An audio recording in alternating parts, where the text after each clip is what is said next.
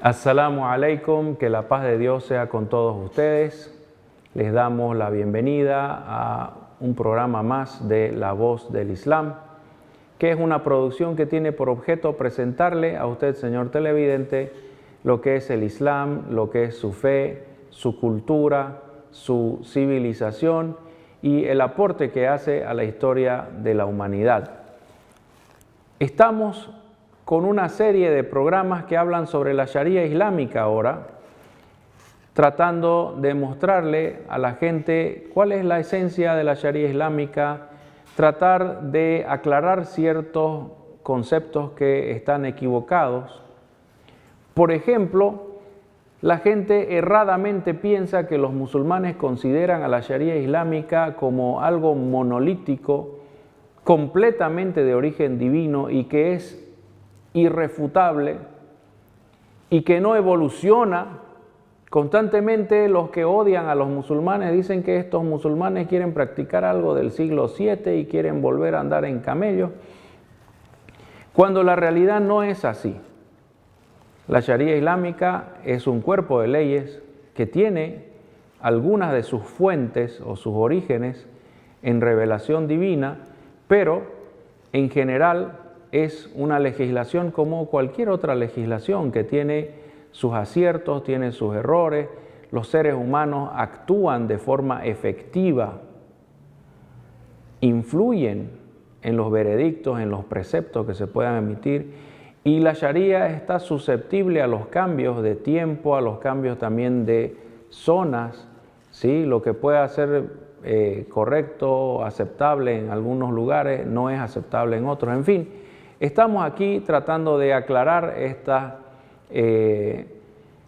fallas que algunos eruditos cometen al estudiar la Sharia islámica y algunos también conceptos errados que tratan de difundir a aquellas personas que odian a los musulmanes, ¿sí? Y tratan de justificar su odio atacando a la ley que quieren seguir los musulmanes. En fin, estamos hablando sobre el derecho en el área de las transacciones y hoy, Dios mediante, inshallah, vamos a hablar sobre lo laboral, es decir, las disposiciones de la Sharia que son equivalentes al derecho laboral. Es necesario, antes de continuar con el programa, darle la bienvenida al profesor Israel, como siempre acompañándonos en este programa, agradecerle siempre. Assalamu alaikum, profesor, ¿cómo está usted? ¿Qué nos cuenta que hay de nuevo para este programa de hoy? Alaikum salam, Shaisa, y gracias nuevamente por invitarme a participar en La Voz del Islam. Ahora tenemos el tema sobre el derecho laboral en el Islam y nos han llegado bastantes consultas sobre este tema. El primero que viene es el siguiente: ¿el Islam permite la esclavitud? Muy interesante la pregunta. Primero que nada, debemos ver que los seres humanos, ¿sí?, son dueños de su tiempo, son dueños de su esfuerzo, son dueños de su conocimiento, de sus pensamientos. En fin, los seres humanos son propietarios de muchas cosas, los bienes que poseen y también todo esto que acabamos de mencionar. El profeta Muhammad nos dice que Dios, en el día del juicio final, que es uno de los pilares, como ustedes recuerdan, de la fe en el Islam, que los seres humanos después de muertos van a ser resucitados, congregados y juzgados, ¿no es cierto? En el día del juicio final nos dice el profeta Muhammad que la persona va a ser interrogada, va a ser cuestionada sobre el tiempo libre que tuvo y en qué lo usó. Va a ser interrogada sobre la fuerza que Dios le dio y en qué la utilizó. Va a ser interrogada sobre los bienes que Dios puso a su disposición, que le dio, digamos, como propiedad, y en qué los utilizó. Entonces vemos que así como el hombre es propietario, es dueño de bienes, también es dueño de su tiempo y es dueño de su esfuerzo. Y por eso mismo es que Dios lo va a interrogar sobre eso y será responsabilizado, ¿sí?, por lo que haya dedicado, digamos, de su inteligencia, de su conocimiento, de su tiempo y de su esfuerzo en las distintas actividades. También nos dice el Sagrado Corán que a las personas que combaten a los creyentes se le va a ir como la ceniza, como el polvo en el viento, todo su tiempo y su esfuerzo, y van a estar en quiebra, ¿no es cierto? Entonces van a estar desperdiciando todo lo que Dios le dio para combatir a gente buena, a gente creyente. En fin, ante esto vemos que los seres humanos desde tiempos antiquísimos, de forma injusta, de forma prohibida por Dios, capturan a otras personas, a otros seres humanos, y los convierten en bienes, es decir, los deshumanizan, los convierten en un bien, una propiedad, y también se apropian de la inteligencia de esa persona, se apropian de su tiempo, se apropian de su esfuerzo. La persona capturada, convertida en un bien y que es expropiada de su tiempo, su inteligencia, su fuerza física, a esa persona se la denomina esclavo. Y a la persona que realiza la acción de expropiarle a otros sus bienes, su tiempo, su esfuerzo, se llama esclavista, o también se lo llama amo, ¿no es cierto? Se hacen llamar amos. En fin, este tipo de acción es un pecado en el Islam. Nos dice el califa Omar, uno de los discípulos más importantes del profeta Muhammad, que Dios creó a los seres humanos y los hizo nacer libres, y que quiénes son los musulmanes, quiénes son sus asistentes, él se refería a sus asistentes en ese momento, quiénes son ustedes, les decía, para convertirlos en esclavos, siendo que Dios los hizo nacer libres. Sus madres los parieron libres, les dijo. ¿Quiénes son ustedes para esclavizarlos? Entonces, el Sagrado Corán, la Sunna del profeta Muhammad nos muestran que el ser humano tiene justo derecho a su propiedad privada, tiene justo derecho a su fuerza física, a su inteligencia, a su habilidad, a su tiempo, y Él los administra y los explota como vea conveniente.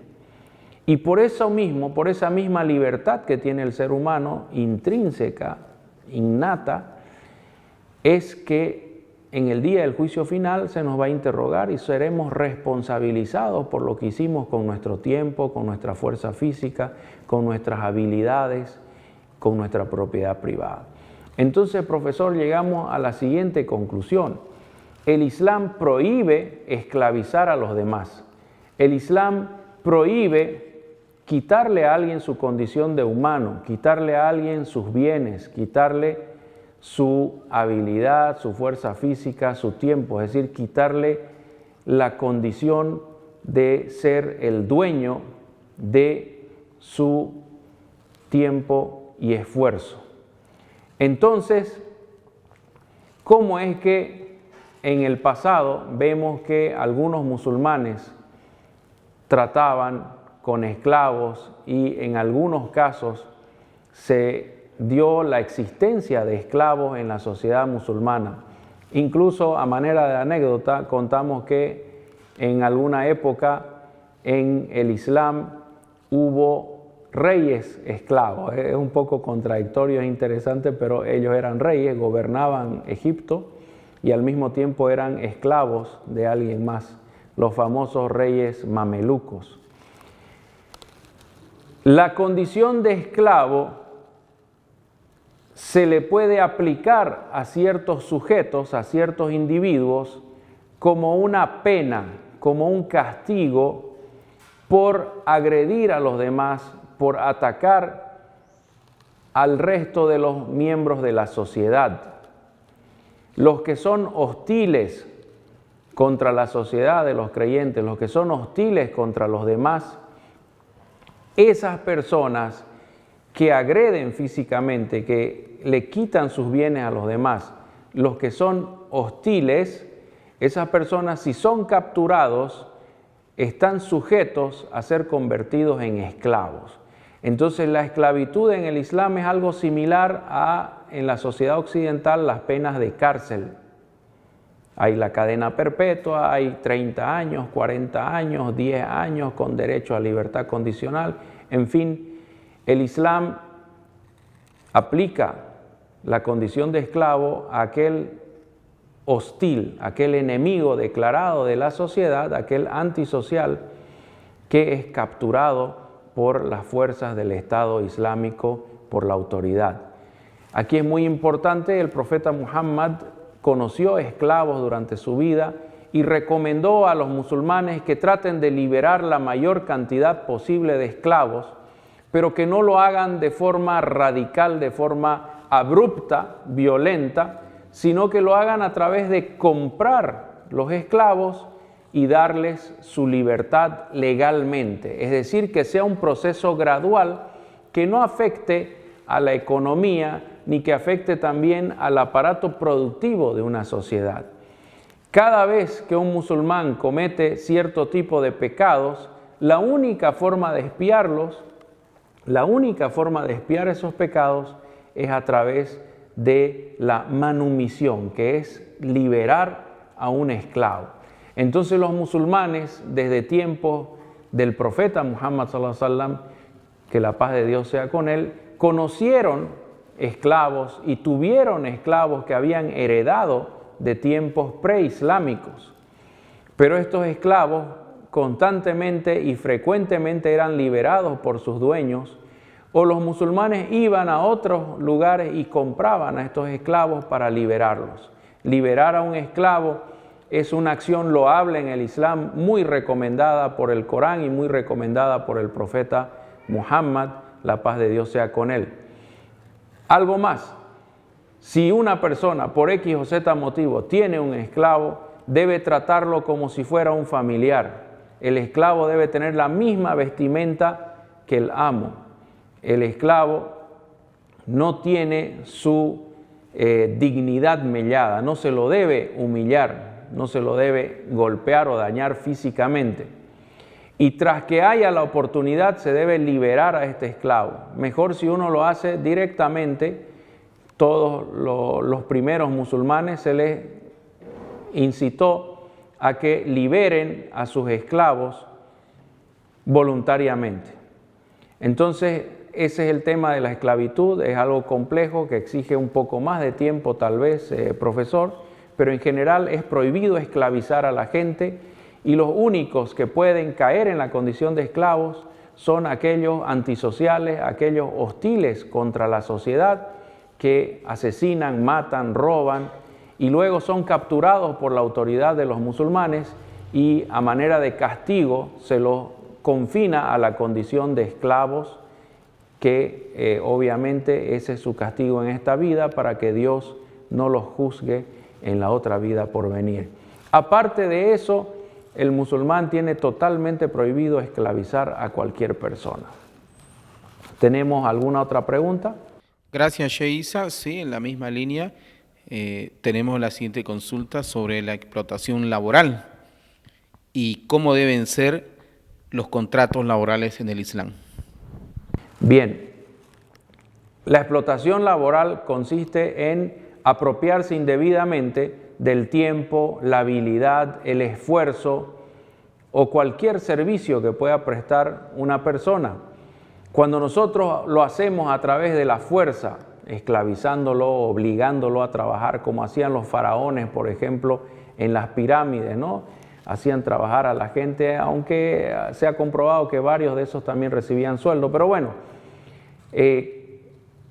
si le quitamos su tiempo, su fuerza física, su esfuerzo a la persona y le quitamos la capacidad de decidir cuándo la va a utilizar y para qué la va a utilizar, entonces estamos cometiendo explotación laboral. Y eso es un pecado en el Islam, es un pecado gravísimo. Es como robar, es como cometer, digamos, un fraude en una transacción comercial. Usted sabe que los bienes y los servicios pueden actuar, es decir, actúan de forma similar en el comercio en el Islam. Entonces, el que roba un bien o roba un servicio, es decir, explota al que ofrece ese servicio, están cometiendo casi el mismo tipo de pecado. Este pecado suele convertirse en un delito y los que explotan laboralmente a sus trabajadores son susceptibles a multas, son susceptibles a ir a la cárcel o también a la humillación pública, o incluso puede ser que se les aplique un tipo de castigo corporal en público para que otras personas no se animen a la explotación laboral. En fin, hay varias formas, pero en general todas están prohibidas, profesor. Ahora, la pregunta decía también, ¿cómo deben ser los contratos laborales en el Islam? Un contrato laboral, al igual que un contrato de compraventa, debe tener todas las condiciones bien especificadas, todos los requisitos, todas las condiciones deben ser aclaradas desde el principio. Se le debe explicar, por ejemplo, al funcionario si él va a trabajar cobrando por mes, si él va a trabajar en un área, en una jurisdicción específica o en un periodo de tiempo específico, en un turno, jornal, semanal, quincenal, en fin. El contrato debe ser bien exhaustivo y bien explícito de cada una de las condiciones laborales. Se debe también tomar en cuenta las normas de seguridad y sobre todo, profesor, esto lo debemos tomar muy en cuenta en estos nuestros países. Al obrero, al que sirve, al que da cualquier tipo de servicio, al que presta un servicio, se le debe pagar antes que se le seque el sudor, como dice el profeta Muhammad. ¿Qué significa esto? ¿Que si uno no suda no le pagan? No. Significa que si nosotros nos comprometemos a pagar el lunes debemos pagarle al trabajador. Y si por X o Z motivo no le podemos pagar el lunes, debemos ir a pedirle perdón. Debemos ir a disculparnos y decirle que inmediatamente tras que nosotros podamos le vamos a pagar y que él tiene la libertad de mantener esa relación laboral, incluso tiene la libertad de denunciar a su patrón ante las autoridades correspondientes. En el Islam es un pecado gravísimo defraudar al que presta un servicio, defraudar al obrero. Es un pecado gravísimo. Aquella persona que se apropia del tiempo, el esfuerzo y las habilidades de otro es como si le estuviera robando su propiedad. Entonces, los contratos deben ser lo más específicos, lo más detallados posible, profesor, y obviamente no deben contener ninguna situación ilícita o pecaminosa. Por ejemplo, no deben incluir algún tipo de usura o algún tipo de intercambio de sustancias que son prohibidas en el Islam, como pagarles con alcohol.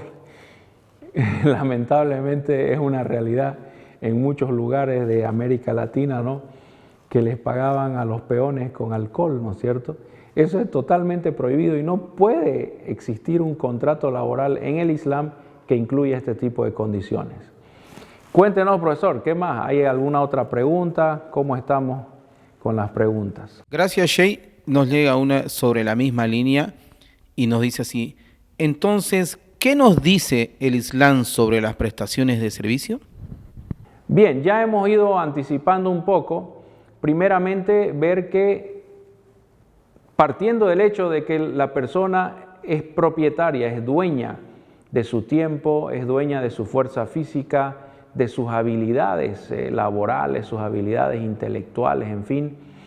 Cuando la persona decide voluntariamente ponerlas al servicio de otro, ese momento decimos que está prestando un servicio. Y como le digo, estas habilidades que son parte del servicio son al igual que los bienes. Entonces se puede intercambiar un bien por un servicio. Es decir que los contratos de servicio son permitidos en el Islam. Yo, por ejemplo, puedo solicitar el servicio de un instructor que me enseñe a mí a conducir un vehículo y yo a cambio le puedo pagar con un bien, es decir, con dinero, le puedo pagar por ejemplo, con alimento, o también yo le puedo dar un servicio a la vez, le puedo dar un servicio como pago por su servicio.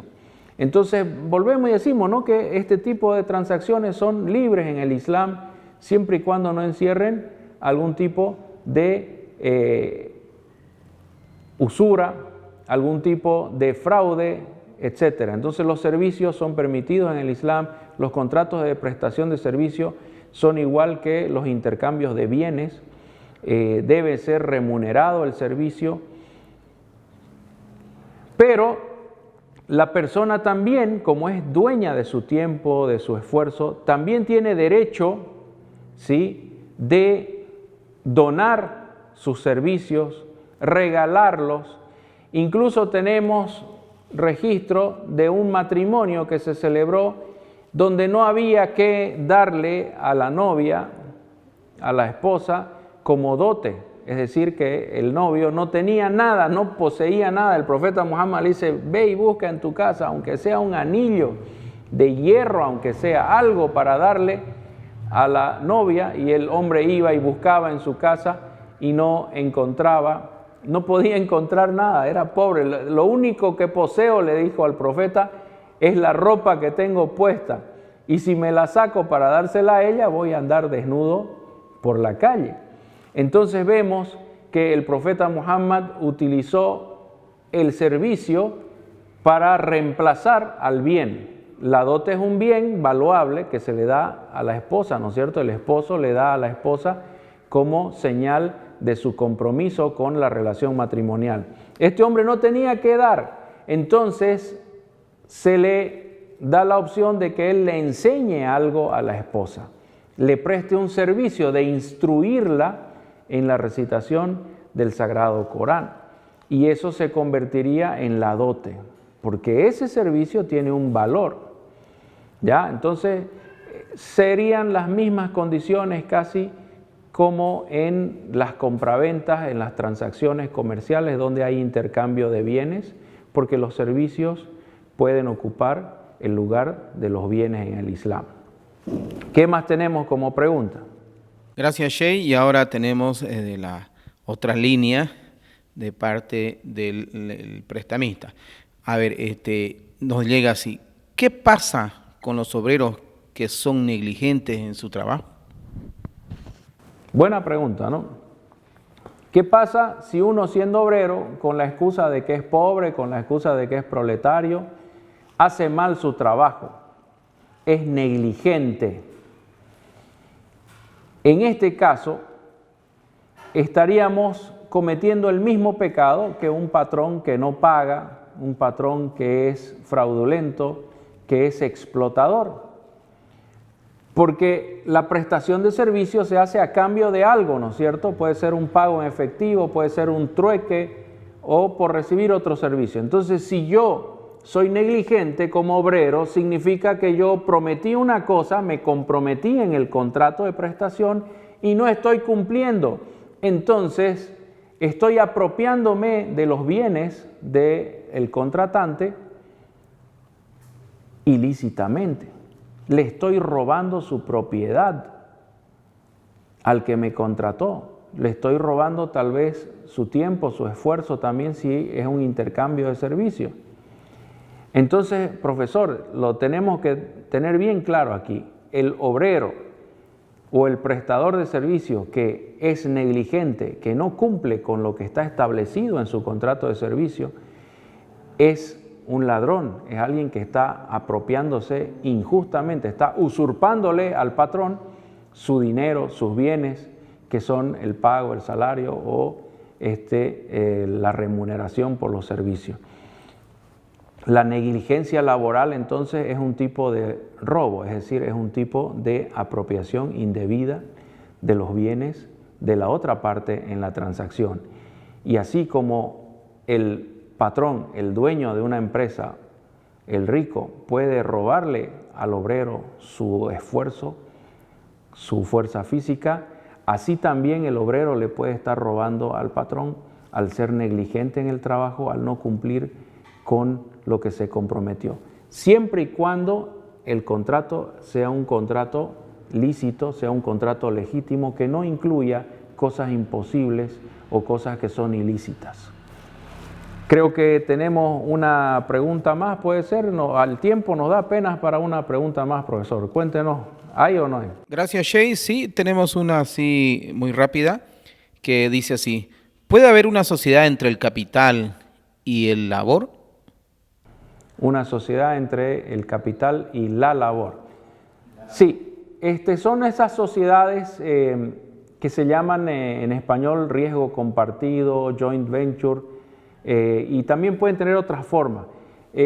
Uno de los socios aporta con capital, aporta con un bien, ya sea dinero o algún otro bien para comerciar, y el otro socio aporta con su tiempo, con su esfuerzo, ¿sí? Con su experiencia. Y sí, eso es lícito en el Islam.